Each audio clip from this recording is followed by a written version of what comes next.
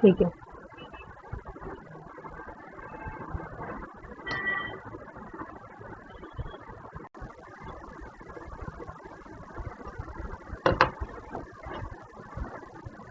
आज बाबा ने दोनों पढ़ाई का कंट्रास्ट बताया है। लौकिक पढ़ाई जो पढ़ते हो ना, और ये वाली पढ़ाई है। ठीक है, तो प्यार से सुनते हैं। मीठे बच्चे, तुम यहाँ मनुष्य से देवता बनने की ट्यूशन लेने आए हो। कौड़ी से हीरा जैसे बन रहे हो। ठीक है, किससे ले रहे हैं ट्यूशन हम? परमात्मा खुद हमें ट्यूशन देने आया। ठीक है, कौड़ी से हीरे जैसा बनाना है। प्रश्न है, तुम बच्चों को इस पढ़ाई में कोई भी खर्चा नहीं लगता है, क्यों? बाकी जो भी पढ़ाई है, कुछ भी करने जाओ, हर जगह पैसे मांगते हैं ना, लेकिन इस पढ़ाई में कोई खर्चा नहीं होता। उत्तर देते हैं, क्योंकि तुम्हारा बाप ही टीचर है। अगर तुम्हारे पापा अगर तुम्हें कुछ पढ़ाएं तो तुमसे पैसे थोड़े ही लेंगे, है ना? तो बाप बच्चों को खर्चा या फी कैसे लेगा? बाप बच्चों से खर्चा या फी कैसे लेगा? बाप का बच्चा बने, गोद में आए तो वर्षे के हकदार बने। ठीक है, तुम बच्चे बिना खर्चा कौड़ी से हीरे जैसा देवता बनते हो। भक्ति मार्ग में तीर्थ करेंगे, दान पुण्य करेंगे तो खर्चा ही खर्चा होगा। यहाँ तो बाप बच्चों को राजा ही देते हैं और सारा वर्षा मुफ्त में दे देते हैं। पावन बनो और वर्षा लो, बस एक शर्त है बाबा की। बाबा का जो है ये ज्ञान, ये बिना पावन के नहीं आ सकता है मन में। पावन बनना, विकारों से मुक्त बनना, मतलब अगर तुम्हारे अंदर क्रोध है, लोभ है, मोह है, तो तुम्हें समझ में कैसे आएगा, है ना? क्योंकि जो देने आया है वो निर्विकारी है। उसके अंदर उसकी किसी भी आत्मा के प्रति बुरी भावना नहीं है, वो किसी से उसको नफरत नहीं है। तो हमें भी तो तभी तो हम उसके बच्चे बन सकते हैं जब हमारे अंदर भी किसी के प्रति कोई दुर्भावना नहीं हो। तो बस यहाँ की बस एक ही कंडीशन है, वो पैसे नहीं लेता, कुछ नहीं लेता, और वो इतना देता है कि पूरे 5000 साल हम बहुत आराम से रहेंगे। लेकिन बस शर्त उसकी है कि पावन बनो, और पावन बनते ही तुम उसके बच्चे बन जाओगे और उसके हकदार बनोगे। ओम शांति। बच्चे समझते हैं कि हम स्टूडेंट हैं। बाप के स्टूडेंट क्या पढ़ रहे हो? बाबा पूछ रहे हैं, हम मनुष्य से देवता बनने की ट्यूशन ले रहे हैं। हम आत्माएं परमपिता परमात्मा से ट्यूशन ले रहे हैं। किससे ट्यूशन ले रहे हैं? जिसे पूरा संसार पूज रहा है और वो हमें पढ़ाने आ रहा है ना? अभी समझ गए हैं कि जन्म बाय जन्म अपने को देह समझते थे, न कि आत्मा। वह लौकिक बाप फिर ट्यूशन के लिए और जगह भेज देते हैं। अब जैसे तुम बड़े हुए हो तो तुम्हें ट्यूशन जाना था ना, तो हम नहीं पढ़ा पाए, तुझे भेजा ना अलग जगह। तो लौकिक बाप तो अलग जगह ट्यूशन भेज देते हैं, सदगति के लिए अलग जगह भेजते हैं। ट्यूशन जब जब पढ़ाई करनी है तो अलग जगह। सदगति मतलब जब थोड़े से बड़े हो जाएंगे, जब हमें लगेगा कि हमें थोड़ा सा ज्ञान होना चाहिए, उसके लिए हम कहाँ जाते हैं? पंडित के पास जाते हैं ना, जाते हैं ना, किसी गुरु करते हैं किसी पंडित के पास। तो उसके लिए एज, तुम्हें टीचर तो तुम्हारी सदगति नहीं कर सकता, वो तो तुम्हें बताएगा नहीं ज्ञान, वो तो बोलेगा सिर्फ मेरे से पढ़ाई पढ़ो, इसके अलावा मैं कुछ नहीं जानता हूँ। तो लेकिन हमें तो कुछ ऐसा भी चाहिए ना कि हम सिर्फ पढ़ने से तो हमें शांति नहीं मिलेगी। तो सदगति के लिए फिर दूसरी जगह जाते हैं। तो बाप बूढ़ा हुआ तो फिर उनको वानप्रस्थ में जाने की दिल होती है। जब पहले क्या होता था, पहले जो शुरू की स्टेजेस थी, द्वापर के बाद 4 स्टेज थी मनुष्य की। पहले जब बचपन होता था, ठीक है, उसके बाद थोड़े से बड़े से होते थे तो पढ़ाई के लिए उनको भेजा जाता था गुरुकुल में। ठीक है, उसके बाद जब वो बड़े होते थे और अच्छे से समझ गए किस तरह की पढ़ाई होती थी कि आपको कैसे अपनी जिंदगी को जीना है। लौकिक पढ़ाई भी थी क्योंकि वहां जॉब तो करनी ही नहीं थी, सबके पास अपने संपूर्णता थी, धन सब कुछ था, लेकिन बुद्धि कहाँ से मिले? तो उसके लिए बाप नहीं दे सकते, तो वो गुरु के पास भेजते थे गुरुकुल में। तो गुरुकुल में उनको धनुष विद्या, वैसी विद्या, सब तरह तरह की विद्या सिखाई जाती थी कि ताकि अब तुम अपनी जिंदगी को ठीक से जी पाओ। उसके बाद उनका गृहस्थ आश्रम शुरू होता था। गृहस्थ तो भी आश्रम बोलते थे वो, क्यों? क्योंकि कुछ साल गृहस्थ में रहते थे, जब बच्चे उनके ठीक ठाक हो गए, थोड़े से बड़े हो गए, उनको जिम्मेदारी दे दी, उसके बाद वो बोलते थे अब तुम अपनी जिम्मेदारी संभालो, अब हमें वानप्रस्थ जाना है, मतलब वाणी से परे जाना है। वाणी से परे वो फिर घर में सोचते थे घर में नहीं रह पाएंगे, अब हम जंगल में जाते हैं, इनको ये सुविधा दे देंगे। और जंगल भी तब के ऐसे नहीं थे जैसे अब है, वहां जीव जंतु परेशान नहीं करते थे, वो अपनी छोटी सी कुटिया बनाते थे और दिनचर्या की जो चीजें हैं जैसे फल फूल वो सब उनको मिल जाती थी, वो सारी चीजें नहीं खाते थे फिर। तो फिर वो अपना आगे का जीवन वहां व्यतीत करते थे। लेकिन अब किसको जाना है? अब जो बुजुर्ग है कोई है, और जाए भी कहाँ में, उनकी गलती भी नहीं है, क्योंकि कहीं जगह नहीं बची है, कहीं ऐसे जंगल नहीं बचे हैं जहां वो अपनी कुटिया बना ले, और नहीं तो उनको जंगली जानवर, कुत्ते बिल्ली बंदर यही खा जाएंगे। तो अब ऐसा संसार हो गया, क्योंकि उनके लिए भी जगह नहीं है। पहले इतनी जगह थी, सफिशिएंट थी, जानवर भी आराम से रह सकते थे, मनुष्य भी आराम से रह सकते थे, ठीक है, एक दूसरे की हेल्प हो जाती थी, जानवरों को मनुष्य की हेल्प हो जाती थी, मनुष्य जानवर की हेल्प करते थे। लेकिन अब सब परेशान है, सब ने एक दूसरे को परेशान किया हुआ है, मनुष्य ने जानवरों को, जानवरों ने मनुष्य को, क्योंकि बैलेंस बिगड़ गया। इसको बोलते थे वानप्रस्थ, ठीक है। परंतु वानप्रस्थ के अर्थ को कोई जानते नहीं, वाणी से परे कैसे जा सकते हैं। लोगों को लगता है कि वाणी से परे कैसे जाओ, तो बुद्धि में बैठता नहीं है। अभी तो हम पतित हैं, जहां से हम आत्माएं आई है वहां तुम पावन थे। कहां से आई हम? परम धाम से। परम धाम में क्या थी? पावन थी, ठीक है। ये और वहां वाणी से परे भी थी, हमारी अवस्था थी ये। लेकिन जैसे हम वाणी में आए तो हम भूल गए अपने आप को। हमें लगता है, अभी तुम्हें लगता है कि तुम्हें बोलना नहीं आता था बचपन में, अब तुम्हें लगता है कि मैं तो बोलता वही पैदा हुआ था। तुम इस चीज को एक्सेप्ट ही नहीं करते हो कि वही मैं ऐसा था, क्योंकि जो पास्ट हुआ उसे हम भूलते जाते हैं और हमें लगेगा कि हम हमारा तो ये जो जीवन था, जबकि हमारा जीवन हर दिन अलग होता है, ठीक है, हर दिन हम चेंज हो रहे होते हैं, लेकिन हम उस चीज को एक्सेप्ट नहीं करते हैं, ठीक है। तो यहाँ आकर पाठ बजाते बजाते पतित बन गए। अब फिर पावन कौन बनाए? पुकारते भी है, हे पतित पावन।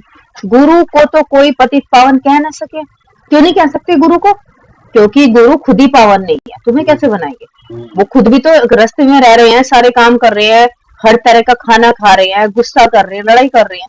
तो जब आप हो नहीं उसके जैसे, तो आप कैसे बना सकते हो? ठीक है, गुरु करते हैं, फिर भी एक में निश्चय नहीं बैठता।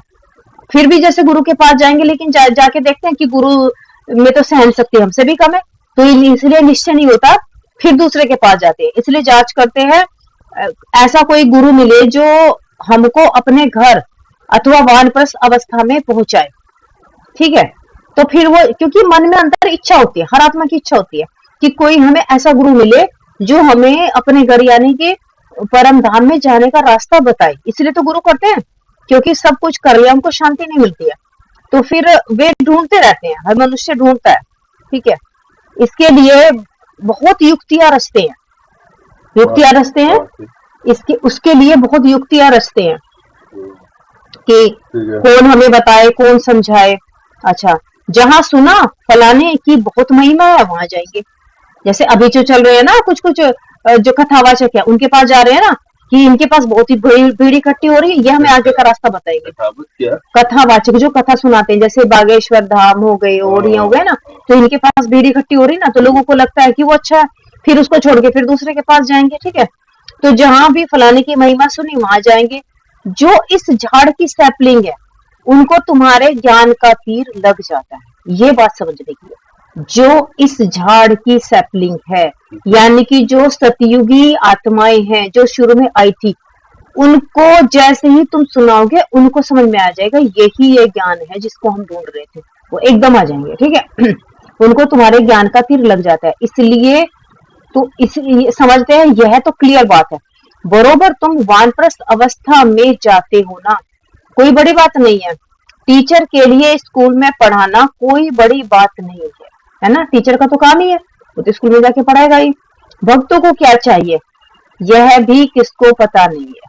भक्त पढ़ा रहे हैं, समझा रहे हैं, लेकिन क्या समझा रहे हैं उनको खुद भी पता नहीं है। अभी तुम बच्चे इस ड्रामा को अच्छी तरह से जान गए हो, तुम समझते हो बरोबर बाप ने वर्षा दिया था, ठीक है, हमें समझ में आ गया चीज कि बाबा ने हमें पहले भी वर्षा दिया था और अब दे रहे हैं, फिर उसी अवस्था में आएंगे। सो तो तुम बच्चे समझते हो, ठीक है, हमें ये बात समझ में आ गई। जैसे हमने कोर्स किया तो हमें समझ में आ गया, क्योंकि हमें खुद की पहचान नहीं थी। मैं भी बचपन में यही सोचती थी, जब छोटी थी तो मैं सवाल जवाब भी करती थी बट आंसर नहीं मिलता था। क्यों तो हम पैदा होते हैं और क्यों हम मरते हैं, क्यों ये आत्माएं हमसे अलग हो जाएंगी, लेकिन समझ में नहीं आता था। फिर ऐसा लगता था मैं छोटी सी थी, मैं तो अच्छी थी, मैं बड़ी क्यों हो रही हूँ, लेकिन ये तो प्रकृति का नियम है ना, समझ नहीं आता था ना। अब ये चीजें सारे सवालों के जवाब बाबा ने अब दिए, ठीक है ना। क्या जवाब है? बाबा ने बताया है ना कि ये चक्र है, ये चलता है, ये हर चीज का चक्र एक जैसा है। जैसे सुबह होगी, सिर्फ सुबह ही रहे तो नहीं चलेगा ना, काम कैसे करेंगे? दोपहर भी होगी, नॉर्वे में सुबह रहती है, नॉर्वे में सुबह नहीं रहती होगी, कुछ तो चेंज होता होगा। वो 6 महीने बाद चेंज होता है। हाँ, तो उनका अलग लाइफ स्टाइल हो गया, ठीक है। पहला मुख्य बात है काम। कहाँ पे थी अभी? हाँ, अच्छा, उसी अवस्था में आएंगे। सो भी तुम बच्चे समझते हो। पहली मुख्य बात है पावन बनने के लिए बाप को याद करना। लौकिक बाप तो सबको याद है, पारलौकिक बाप को जानते ही नहीं। लौकिक बाप मतलब जिसने हमें जन्म दिया, वो तो सबको याद है, लेकिन जो हमारा सच्चा बाप है, जिससे हम 5000 साल पहले से बिछड़े हुए हैं, उसको नहीं जानते हैं। अभी तुम समझते हो अपने को। आत्मसंज बाप को याद करना सहज भी है और डिफिकल्ट से डिफिकल्ट भी है। क्यों? क्योंकि बहुत ज्यादा गंदगी रहती है दिमाग में। हाँ, और सहज तब है जब गंदगी निकालोगे। अच्छा, जब अभी सपोज करो जैसे तुम्हारे लौकिक माता पिता हैं, तो जब तुम परेशान होते हो तो चाहे तुम कितना भी गुस्सा करो, कुछ करो, फिर भी समझाते हैं ना, क्योंकि उनको दिख रहा है कि मेरे बच्चे परेशान है, अब मुझे इनको समझाना पड़ेगा, बिना समझाए ये बच्चा को नहीं समझ में आएगा, ये बेकार हो रहा है। ऐसे ही पारलौकिक बाप को भी जब लगता है ना कि अब मेरे सारे बच्चे बेकार हो गए, अब इनको बहुत दुख हो रहा है, बहुत दुखी हो रहे हैं। क्यों हो रहे हैं? क्योंकि खुद को नहीं पहचान रहे हैं, ना मुझे पहचान रहे, इसलिए दुखी हो रहे हैं। तो वो भी तो इसलिए आते हैं ना लास्ट में। शुरू में वो इंटरफेयर इसलिए नहीं करते क्योंकि बच्चे थोड़े से दुखी होते हैं, फिर खुश हो जाते हैं, फिर दुखी होते हैं, फिर खुश हो जाते हैं। लेकिन अब जो टाइम है, अब सब आत्माएं दुखी हो गई, बहुत दुखी हो गई है, मेजोरिटी दुखी हो गई। सिर्फ कुछ अपने आप को सुखी समझते हैं, लेकिन सुखी वो भी नहीं है। वो सोचते हैं पैसा आ गया, गाड़ी आ गई तो सुख हो गया, लेकिन आज गाड़ी तुम ली, पैसा लिया, कल तुमसे अमीर कोई दूसरा हो गया, बस दुख हो गया। ये भी तो हो रहा है ना। जिनके पास जितना ज्यादा है वो इसलिए दुखी है कि दूसरों के पास उससे ज्यादा हो जाता है। आज तुम नंबर 1 पे हो, 4 दिन बाद कोई नंबर 1 पे आ गया, इस बात का दुख है। तो दुख तो है ही, सुख तो वो भी नहीं है। तो आत्मा इतना छोटा सितारा है, बाप भी सितारा। अब बाबा पहचान बता रहे हैं कि आत्मा इतना छोटा सितारा है, बाप भी सितारा है। वह संपूर्ण पवित्र आत्मा और यह है संपूर्ण अपवित्र। बाबा क्या है? संपूर्ण पवित्र है वो भी आत्मा, हम भी आत्मा है, लेकिन वो पवित्र है, हम है अपवित्र। संपूर्ण पवित्र का संग तारे, सो तो एक का ही संग मिल सकता है। अगर हम संपूर्ण पवित्र का संग करेंगे तो हम कितनी भी मुश्किल परिस्थिति होगी उससे निकल जाएंगे, ठीक है। संग चाहिए जरूर, फिर कुसंग भी मिलता है, 5 विकारों रूपी रावण का। अभी अगर तुम किसी भी मनुष्य का संग कर रहे हो, किसी भी दोस्त का संग कर रहे हो, तुम्हें किसी से बात करना अच्छा लग रहा है, तो यानी कि किससे बात कर रहे हो तुम? एक तरह से तो रावण ही हो गया, क्योंकि 5 विकारों से तो ग्रस्त है ना वो। तो उससे बात करो, लेकिन संग मत करो, ठीक है। उससे बुद्धि उसमें ना फंसाओ पूरा टाइम। काम करो, अब तुम दुनिया में हो तो अलग तो नहीं रह सकते, काम भी करो, लेकिन जैसे ही तुम्हारा काम खत्म हो, बुद्धि फिर बाबा से लगा लो, क्योंकि हमें पवित्र, हम बाबा से बनेंगे। वो उनसे ज्यादा दिमाग में लाओगे, ज्यादा उनके साथ डीप में रहोगे, तो वो तुम्हें अपने जैसा बना देंगे। और तुम्हें क्या करना है कि तुम्हें अपने जैसा उनको बनाना है। तो जो अगर वो बाबा की बात सुन रहे हैं तो अच्छा है, ठीक है, उनको समझाओ, सुनो। लेकिन अगर तुम्हें ऐसा लग रहा है कि ये नहीं समझ आ रहा है, नहीं से, तो थोड़ा अपने आप को फिर डिटैच कर लो, ठीक है। तो इनको कहा ही जाता है रावण संप्रदाय। तुम अभी बन रहे हो राम संप्रदाय, तुम राम संप्रदाय बन जाएंगे तो फिर यह रावण संप्रदाय नहीं रहेगा। यह भी बुद्धि में ज्ञान है।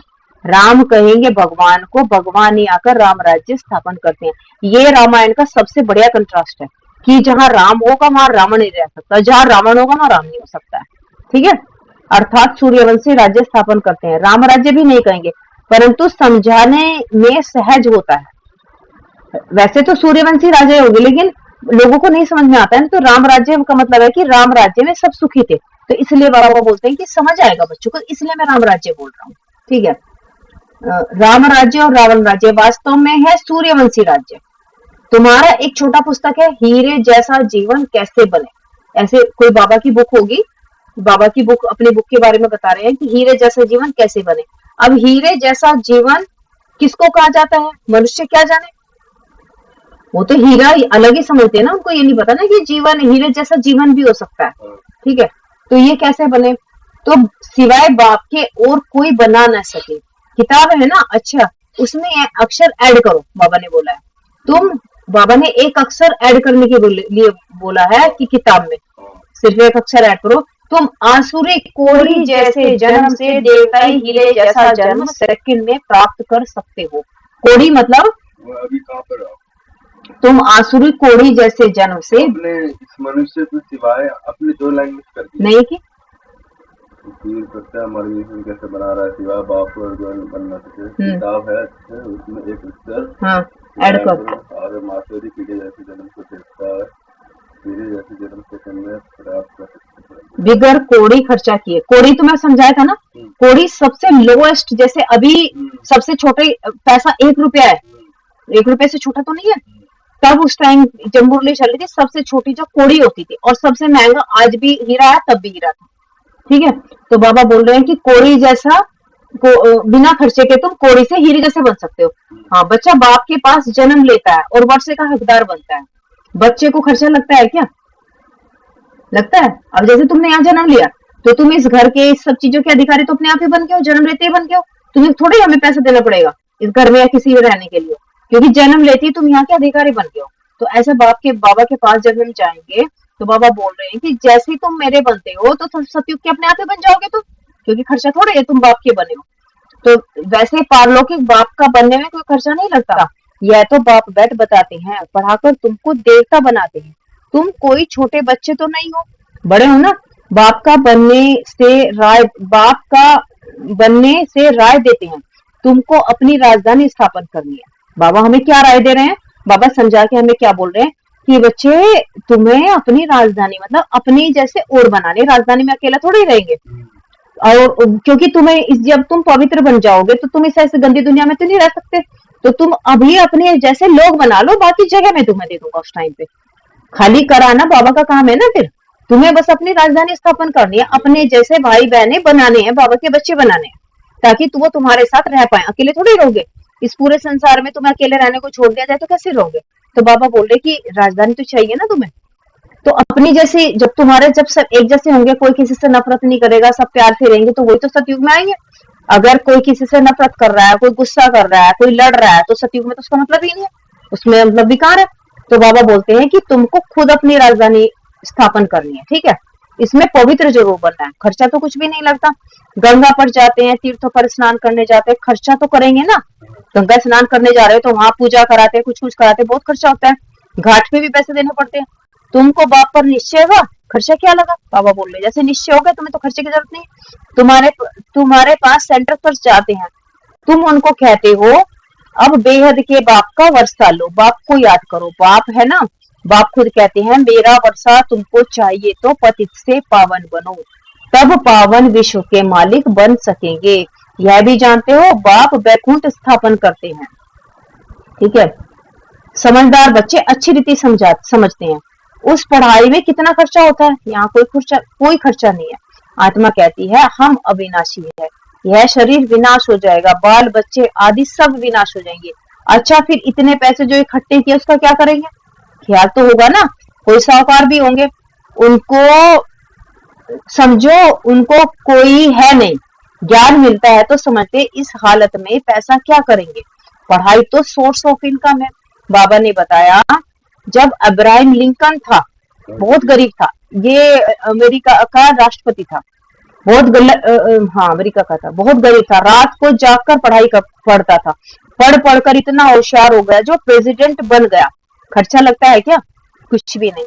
बहुत है जो गरीब होते हैं, उससे गवर्नमेंट पैसे नहीं लेती पढ़ने की, स्कॉलरशिप दे देते हैं ना जो पढ़ने में अच्छे हैं। ऐसे बहुत पढ़ते हैं तो वह बिगर फी प्रेसिडेंट बन गया, कितना बड़ा पद पा लिया। यह गवर्नमेंट भी कुछ खर्चा नहीं लेती। कौन सी गवर्नमेंट? मतलब बाबा, शिव बाबा हमसे कोई खर्चा थोड़ी लेते हैं, लेती है। बहुत है जो गरीब होते हैं, उनसे गवर्नमेंट पैसे नहीं लेती। ठीक है, अच्छा नहीं लेती, समझती है दुनिया में सब गरीब है। भल कितने भी साहूकार लखपति करोड़पति है, वह भी कहेंगे गरीब है, हम उनको साहूकार बनाते हैं।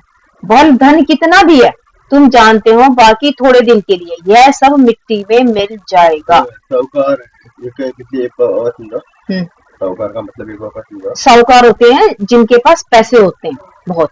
तो बाबा बोल रहे हैं कि कितनी भी हो, कैसे भी हो, लेकिन उनको नहीं पता जब ये भूकंप आएगा, ये सब आएगा, तो उनका जब भूकंप आएगा तो उनका सारा पैसा तो मिट्टी के अंदर ही दब जाएगा, तो उनको तो फायदा ही नहीं, और आएगा जरूर। ये बोला ना कि बाकी थोड़े दिन है, यह सब मिट्टी में मिल जाएगा। तो गरीब ठहरे ना जब तुम्हें, क्योंकि जब तुम अपने पैसे पे तो घमंड कर रहे हो और ये पैसा ही तुम्हारा खत्म हो जाएगा। लेकिन अगर तुम्हें ज्ञान है, बाबा क्यों बोलते हैं सोर्स ऑफ इनकम है ज्ञान, तो ज्ञान होगा तुम फिर से पैसा कमा सकते हो। ठीक है, सतयुग के लिए भी ज्ञान चाहिए, कलयुग के लिए भी, अभी के लिए भी संगम पे ज्ञान बहुत जरूरी है। अगर तुम्हारे पास ज्ञान है, दोनों ज्ञान, लौकिक भी अलौकिक भी, क्योंकि लौकिक ज्ञान से तुम्हें अच्छी जॉब मिलेगी, पैसा कमाओगे, अलौकिक ज्ञान होगा तो भी तुम लोग को समझा पाओगे। अब सपोज करो तुम्हें ज्ञान नहीं है, तुम समझ नहीं आ रही मुरली, तो तुम दूसरों को क्या समझाओगे। तो दोनों ही ज्ञान को बाबा ने बहुत महत्व दिया, इसलिए बाबा ने अब्राहम की बात की, अब्राहम लिंकन की, कि उसने जो लौकिक पढ़ाई की तो कितना अच्छा पद पाया, और तुम तो डबल पढ़ाई कर रहे हो, लौकिक अलौकिक, तो तुम्हारा पद के तो किसी से तुलना ही नहीं हो सकती है। ठीक है, शिव बाबा कहते हैं, अच्छा साहूकार बनाते हैं, बल मालिक है, बच्चे जानते हैं भविष्य। हाँ, बाप बच्चों से पढ़ाई का क्या लेंगे, बाप तो विश्व का मालिक है, बच्चे जानते हैं हम भविष्य में यह बनेगी। ठीक है, मैं आया हूं यह स्थापन करने, बैज में भी समझानी है, नई नई इन्वेंशन निकलती है। शिव बाबा कहते हैं हमारी जो आत्मा है उसमें सारा पाठ सुना हुआ है, मतलब फिक्स है। ठीक है, चिप है बाबा के पास, जो समझो पूरे संसार की आत्माओं का ज्ञान उसमें है। जो विकारी पतित बने हैं उनको बाप आकर पावन बनाते हैं, क्योंकि सभी तो विकारी हैं, बाबा तो आके पावन बना रहे हैं ना। तो यह तो जानते हो 5000 वर्ष पहले बाप से विश्व के वास्ता ही ली थी।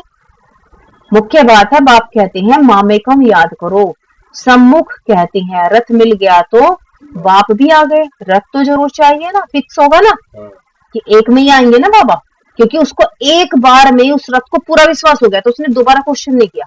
ठीक है, यह बना बनाया ड्रामा है, चेंज नहीं हो सकता। रथ का क्या कहने का मतलब है? रथ का मतलब है जैसे अरथी किसको बोलते हैं, अरथी, जब कोई जाता है ना, अर्थी, जैसे कोई मर जाता है ना तो उसको बोलते हैं अरथी, रथ के बिना। रथ क्या होता है, आत्मा का सवारी होती है, आत्मा किस पे सवारी करती है, शरीर रूपी रथ पर, और जैसे आत्मा निकल जाती है तो उसको बोलते हैं अरथी, यानी कि रथी के बिना, उसको फिर फूक देते हैं, फिर वो किसी काम का नहीं रहता। रथ शरीर आत्मा जो शरीर के साथ घुमाते रहती है, शरीर आत्मा को जो घुमाते रहती है, ये जो शरीर है ना इसको रथ बोलते हैं आत्मा का। हाँ, ठीक है, जब आत्मा शरीर छोड़ती है तो उसको अर्थी बोलते हैं। अब समझ में अर्थी क्यों बोलते हैं, सभी बोलते हैं ना अर्थी जा रही है, तो रथी के बिना यानी कि अरथी, इसलिए उसको अरथी बोलते हैं। हाँ, कहते हैं जोरी कैसे प्रजापिता, हाँ, ड्रामा चेंज हो नहीं सकता है, बना बना ड्रामा है। यह जोरी कैसे प्रजापिता ब्रह्मा बनेगा, जैसे लोग बोलते होंगे ना कि जोरी मतलब जो हीरे जवाहरात का, वो तो बिजनेसमैन थे ना बाबा, ब्रह्मा बाबा, ये कैसे ब्रह्मा बनेगा। समझते हैं, यह तो जोरी था। जवाहरात एक होती है इमिटेशन, एक होती है रियल, इमिटेशन होती है आर्टिफिशियल ज्वेलरी, और एक होती है रियल। इसमें भी रियल जवाहरात बाप देते हैं। ठीक है, रियल जवाहरात मतलब ज्ञान गुण दिया है ना उनको, ब्रह्मा बाबा को ही तो ज्ञान दिया है सबसे पहले, तो वह फिर क्या काम आएंगे, यह है ज्ञान रत्न। जब बाबा ने उनको सच्चे हीरे मोती दे दिए, तो फिर उन हीरे मोती का पत्थरों को क्या करेंगे भाई, कितने भी महंगे सोना हो चाहे गोल्ड है तो पत्थर ही, वो तो तुम्हारे किस काम का। ठीक है, उसे वो वैल्यूएबल है, लेकिन उसको कान में, गले में, उसमें तो पहनेंगे, बाकी इससे ज्यादा उसकी क्या वैल्यू है। असली तो वैल्यू ज्ञान उसकी है ना, ज्ञान की। ठीक है, अच्छा, इनके सामने उस जवाहरात की कोई कीमत नहीं। जब यह रत्न मिले तो समझा यह जवाहरात का धंधा तो कोई काम का नहीं। ये ब्रह्मा बाबा बोल रहे कि जब उनको भगवान ने आके ज्ञान के रत्न दिए, तो फिर उन्होंने अपने धंधे को एकदम बिल्कुल अब समेट लिया कि इसका तो कोई मतलब ही नहीं रह गया, मैं इसमें क्यों अटका पड़ा हूँ हीरे सोने में, जब मुझे सच्चाई वो मिल गया। यह अविनाशी ज्ञान रत्न 1-1 लाखों रुपए का है, एक एक शब्द बाबा का, समझो। अब कितने है, अभी तुम मुरली में कम से कम हजारों लाखों शब्द होंगे, तो कितने लाख करोड़ रुपए के रत्न हो गए। बाबा बोल रहे हैं कि एक एक रत्न लाखों रुपए का, तुमको कितने रत्न मिलते हैं, यह ज्ञान रत्न ही सच्चे बन जाते हैं। तुम जानते हो बाप यह रत्न देते हैं झोली भरने के लिए, यह मुफ्त में मिलते हैं, खर्चा कुछ भी नहीं। बाबा जो हमें जितने रत्न दे रहा है, ज्ञान रत्न, ये फ्री में मिल रहे हैं, खर्चा कुछ भी नहीं। वहां तो दीवार और छतों में भी हीरे जवाहर लगे रहते हैं, उनकी वैल्यू क्या होगी? यहाँ जिनकी वैल्यू इतनी ज्यादा है तो सतयुग में इसकी वैल्यू क्या होगी? क्योंकि इतने ज्यादा होंगे कि दीवारों में, छतों में, सब में लगा लोगे, ठीक है। वैल्यू बाद में होती है, वैल्यू कब है? अब हो रही है इनकी वैल्यू, ठीक है। अभी लोग छोटे छोटे सोने के लिए पागल हो रहे हैं। अच्छा, वहां तो हीरे जवाहर भी तुम्हारे लिए कुछ नहीं है, यह तो बच्चों को निश्चय होना चाहिए। बाप ने समझाया है, यह रूप भी है, बसंत भी है। बाबा का छोटा सा रूप है, उनको ज्ञान सागर कहा जाता है। ये ज्ञान रत्न है जिसमें तुम बहुत धनवान बनेंगे। बाकी कोई अमृत व पानी आदि की बरसात नहीं है, पढ़ाई में पानी की बात होती नहीं, बाप पावन बनने में खर्चे की बात ही नहीं। तुमको अब विवेक मिला है, समझते हो पतित पावन एक ही बाप है। तुम अपने योग बल से पावन बन रहे हो, ठीक है। ज्ञान तो तुम्हें मिल जाएगा, लेकिन तुम्हें अंदर की जो गंदगी निकलेगी वो योग की अग्नि से निकलेगी। योग लगाओगे ना बाबा के साथ, तो बाबा आत्मा के ऊपर जो कट है उसको निकाल देंगे। जानते हो, पावन बन पावन दुनिया में चले जाएंगे, यह राइट है या वह? बाबा बोल रहे हैं कि अपनी बुद्धि चलाओ कि इससे तुम पावन बनोगे, या जो लौकिक पढ़ाई पढ़ रहे थे वो लौकिक पढ़ाई तुम्हें क्या देगी? पैसे तो देगी, ठीक है, पैसा जरूरी है, लेकिन सिर्फ वही जरूरी है, उससे तुम्हें सुख शांति तो नहीं मिलेगी ना। और शरीर तो तब भी छोड़ के जाना है, तो उससे, उस पढ़ाई से तो सिर्फ यहीं पे आओगे फिर कलयुग में। लेकिन इस पढ़ाई से वो भी पढ़ाई मिलेगी, उस पैसा भी मिलेगा, और सतयुग के मालिक भी बनोगे, और यहाँ भी शांति से रहोगे। अगर तुम्हें यहाँ पैसे भी मिले, सुकून भी मिले, शांति भी मिले, बाबा भी मिले, इससे ज्यादा तुम्हारे लिए क्या है ना? तो ये अब राइट है या वह राइट है, इन बातों में बुद्धि चलनी चाहिए। बाबा ने बोला है कि इसमें दिमाग लगाना चाहिए। ड्रामा में या भक्ति का पार्ट भी होने का ही है, भक्ति भी जरूरी थी। बाप कहते हैं अब तुमको पावन बन पावन दुनिया में चलना है, जो पावन बनेगा वह जाएगा, जो यहाँ की सैपलिंग होगी वह निकल आएंगे। मतलब सतयुग के जो होंगे ना, जैसे उन्हें ज्ञान समझ में आएगा वो आ जाएंगे अपने आप, बाकी थोड़े ही समझेंगे। यह है तो जो दुबन में ही फंसे रहेंगे कुछ, बाकी बाबा बोले थोड़े ही समझेंगे। और वह तो दुबन यानी कि दलदल, बाकी तो दलदल में फंसे रहेंगे, कभी सोचते इधर जाए कभी इधर जाए, फंसे रहेंगे। वह सुनेंगे तब पिछाड़ी में कहेंगे, ओहो प्रभु तेरी लीला, आप पुरानी दुनिया को कैसे नहीं बनाते हो? जो बाकी है ना पूरा संसार, वो बाद में कहेगा कि भगवान आपने कैसे पुरानी दुनिया को नहीं बना दिया। तुम्हारा यह ज्ञान अखबारों में बहुत बहुत पड़ जाएगा, अभी आ रहा है, अभी अखबारों में, रोज के अखबारों में कहीं ना कहीं आ रहा है बाबा का ज्ञान। खास यह चित्र अखबार में रंगीन डाल दो, बाबा सेवा के तरीके बता रहे हैं, डाल दो और लिख दो, शिव बाबा प्रजापिता ब्रह्मा द्वारा पढ़ाकर स्वर्ग का मालिक यानी कि लक्ष्मी नारायण बनाते हैं। कैसे? याद की यात्रा से, याद करते करते तुम्हारी कट उतर जाएगी, तुम खड़े खड़े सबको रास्ता बता सकते हो। बाप कहते हैं माम एकम याद करो, माम मतलब मुझ एक को ही याद करो, अपने को आत्मा समझो। घड़ी घड़ी याद दिलाकर फिर देखो उनका चेहरा कुछ बदलता है, नैन पानी से भीगते हैं, जैसे बाबा का परिचय देते हैं, और अंदर से जब बहुत खुशी होती है तो आंखों से आंसू आ जाते हैं खुशी के मारे कि इसी को तो ढूंढ रहे थे, हमें अपना बाप मिल गया। तो तब समझो कुछ बुद्धि में बैठता है, जैसे समझाओ कि हम किसी को समझा रहे हैं, ये बाबा ने तरीका बताया है, और सुन के अगर उनके आंख गीली हो रही है, उनको अच्छा लग रहा है, समझो वो हमारे कुल की आत्मा है, और सिर्फ ठीक ठीक बोल रही लेकिन अंदर कुछ नहीं जाएगा उसको।